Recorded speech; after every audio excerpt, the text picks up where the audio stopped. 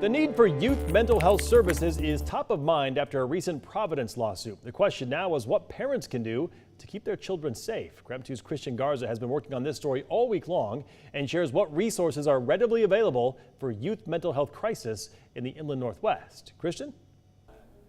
Professionals I spoke with say mental health is a topic that's important for all families to keep in mind and talk about, especially as kids navigate through middle school and high school.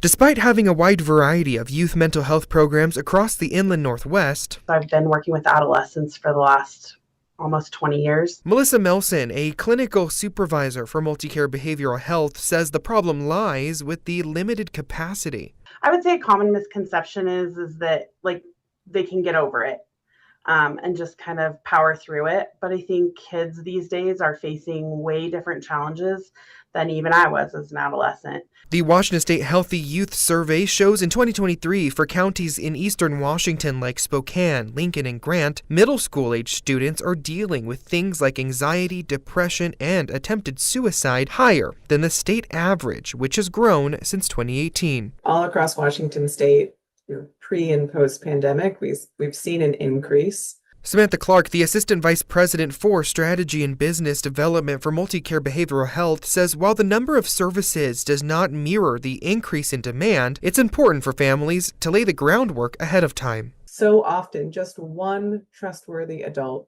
can make such a huge difference. And whether or not a kid or an adolescent, a teenager in our community gets through what they're experiencing or they don't.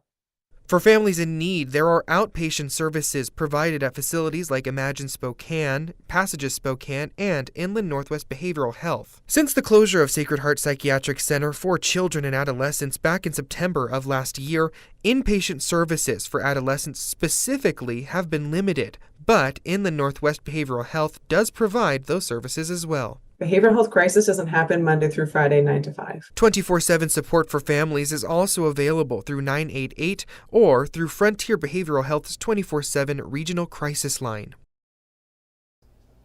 For families looking for more information regarding resources and how to get a hold of those resources, we have that information up on our website, krem.com. In the newsroom, Christian Garza, KREM 2 News.